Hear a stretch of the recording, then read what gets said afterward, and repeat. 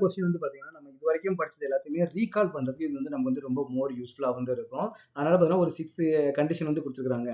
அந்த கண்டிஷன் வந்து பாத்தீங்கன்னா என்னென்ன ப்ராடக்ட் வந்து கிடைக்கும், இது எல்லாத்தையுமே நமக்கு வந்து கரெக்டா ஆன்சர் பண்ண முடிஞ்சுது அப்படின்னா நம்ம ஓரளவுக்கு இந்த சாப்டர் வந்து தரவா இருக்கும். நம்ம வந்து கெஸ் பண்ணிக்கலாம். ஓகே, அப்ப வந்து ஃபர்ஸ்ட் நமக்கு என்ன கொடுத்துருக்காங்க பாத்தீங்கன்னா n-butyl chloride is treated with alcoholic AOH கொடுத்துருக்காங்க.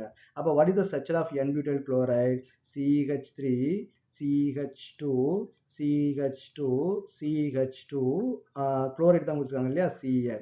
அப்போ நமக்கு வந்து n-butyl chloride. இப்போ நமக்கு வந்து ஆல்கஹாலிக் AOH போடும்போது நமக்கு என்ன ஆகும்? ஆல்கஹாலிக் AOH போடும்போது alcoholic what is the role of the alcoholic AOH? Beta elimination வந்து நமக்கு வந்து நடக்கும். அப்போ பீட்டா கார்பன் இருக்கிற ஒரு ஹைட்ரஜனும் இந்த குளோரின் நமக்கு வந்து வெளில போயிட்டு நமக்கு என்ன அல்கீன் வந்து நமக்கு வந்து ஃபார்ம் ஆகும். அப்போ நமக்கு என்னன்னா பியூட்டின் வந்து நமக்கு வந்து ஃபார்ம் ஆகும். CH double bond CH2. அப்போ பியூட்டின் வந்து நமக்கு வந்து ஃபார்ம் ஆகுது.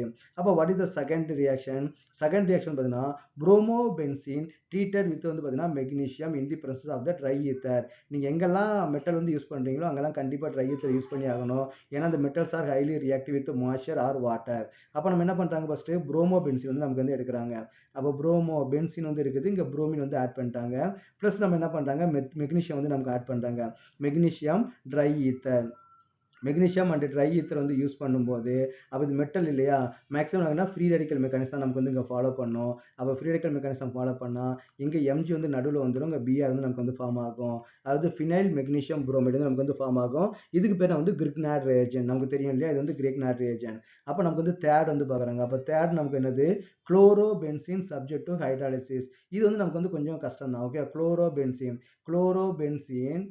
சப்ஜெக்ட் டு ஹைட்ராலிசிஸ் கொடுத்துருக்காங்க. ஹைட்ராலிசிஸ் நமக்கு என்னன்னு பார்த்தீங்கன்னா ஒரு பேஸ், ஓகேவா, ஒரு ஸ்ட்ராங் பேஸ் வந்து நீங்கள் போட்டு வாட்டர் மாலிக் வந்து நீங்கள் வந்து ஆட் பண்ணணும். ஹைட்ராலிசிஸ்னாலே ஒரு பக்கம் ஹைட்ரஜன் ஆட் ஆகும், ஒரு பக்கம் வந்து OH வந்து நமக்கு வந்து ஆட் ஆகும்.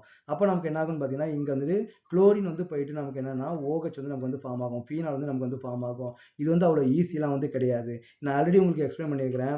ஒரு பென்சின் ரிங்லேருந்து ஒரு அரோமேட்டிக் காம்பவுண்ட்லேருந்து ஒரு ஃபங்க்ஷனல் குரூப்பை ரிமூவ் பண்ண நமக்கு வந்து அவ்வளோ ஈஸி வந்து கிடையாது.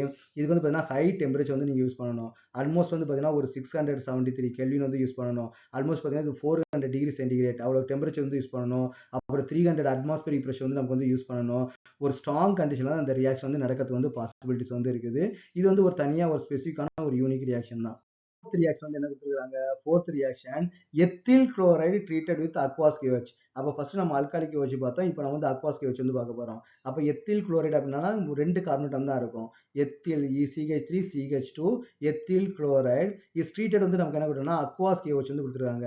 அப்போ அக்வாஸ் KOHல ரியாக்ட் பண்ணும்போது நமக்கு என்ன ஆகும் பார்த்தீங்கன்னா குளோரின் போயிட்டு OH வந்து நமக்கு வந்து இடத்துல வந்து சப்ஸ்டியூட் ஆகும். ஸோ நமக்கு என்ன கிடைக்கும் பார்த்தீங்கன்னா எத்தனால் வந்து நமக்கு வந்து கிடைக்கும், CH2 OH வந்து நமக்கு வந்து கிடைக்கும். ஓகே, நெக்ஸ்ட் என்ன கொடுக்குறாங்க, ஃபிஃப்த் ரியாக்ஷன். ஃபிஃப்த் ரியாக்ஷன் என்ன கொடுத்துருக்காங்கன்னா methyl bromide is treated with வந்து பார்த்தீங்கன்னா sodium metals in the presence of the ether. அப்போ மெத்தில் புரோமைடு நமக்கு என்ன இருக்கும், CH3Br. இது நம்ம சோடியத்துக்குள்ள ரியாக்ட் பண்ணணும் அப்படின்னா நம்ம என்ன பண்ணணும், இது ரெண்டு மாலிகுல் வந்து எடுத்துக்கணும். இது 2 மாலிகுல்ஸ் எடுத்துட்டீங்கன்னா 2 NaBr வந்து நமக்கு வந்து வெளில போயிடும். அப்போ இந்த மெத்தில் குரூப்பும் சேர்ந்து நமக்கு என்ன ஃபார்ம் ஆகும், ஈத்தேன் வந்து நமக்கு வந்து ஃபார்ம் ஆகும்.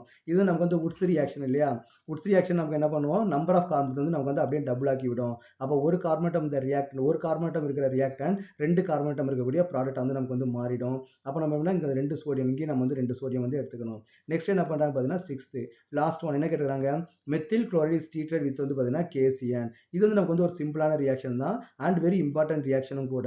ஏன்னா நம்ம ஆல்ரெடி வந்து டிஸ்கஸ் பண்ணியிருக்கோம், கன்வர்ஷன்ல நம்பர் ஆஃப் கார்பன் இன்க்ரீஸ் பண்ணணும் அப்படின்னா பொட்டாசியத்தோட சப்போர்ட் வந்து நமக்கு வந்து ரொம்ப ரொம்ப இம்பார்ட்டன்ட். அப்போ நீங்க வந்து KCN கூட ரியாக்ட் பண்ணீங்கன்னா குளோரின் போயிட்டு நமக்கு அந்த இடத்துல நமக்கு என்ன ஆகுனா CN வந்து நமக்கு வந்து ஃபார்ம் ஆகும். So these are the major product for this condition. அப்போ இந்த கண்டிஷனை கொடுத்துருக்கும் போது என்னென்ன ப்ராடக்ட் கிடைக்கும்னு சொல்லி நம்ம டீட்டெயிலாக டிஸ்கஸ் பண்ணிட்டோம். இது உங்கள் புக் பேக் எக்ஸசைஸில் இருக்கக்கூடிய லாஸ்ட் கொஸ்டின். அப்படியே இந்த சாப்டர் லேர்ன் பண்ணலாம் ரிவைஸ் பண்ணுறதுக்காக இந்த கொஸ்டின் வந்து கொடுத்துருக்காங்க. நான் ஜஸ்ட் வந்து எக்ஸாம்பிள் ப்ராப்ளம், எக்ஸசைஸ் ப்ராப்ளம் எல்லாமே நான் உங்களுக்கு டிஸ்கஸ் பண்ணிட்டேன். சில அடிஷனல் ப்ராப்ளமும் நான் டிஸ்கஸ் பண்ணுவேன். அப்புறம் வந்து பார்த்தீங்கன்னா என்ட்ரன்ஸ் எக்ஸாமில் நீட் JEE கொஸ்டின் நான் வந்து டிஸ்கஸ் பண்ணுவேன். அப்படியே நீங்கள் வந்து ஃபுல்லாக அப்படியே கன்வியூஸாக கோத்ரூ பண்ணிட்டே வாங்க. அப்படியே ஈஸிலேருந்து அப்படியே கொஞ்சமாக டிஃபிகல்ட்டிஸில் எல்லாம் இன்க்ரீஸ் பண்ணி கடைசியாக டஃப்பான கொஸ்டின் கூட எப்படி ஆன்சர் பண்ணுறதுன்னு சொல்லிட்டு ஒரு ஐடியா கிடைக்கும். நீங்கள் அப்படியே கண்டினியூஸாக நீங்கள் ஃபாலோ பண்ணிட்டே வந்தீங்கன்னா மோர் யூஸ்ஃபுல்லாக வந்து இருக்கும்.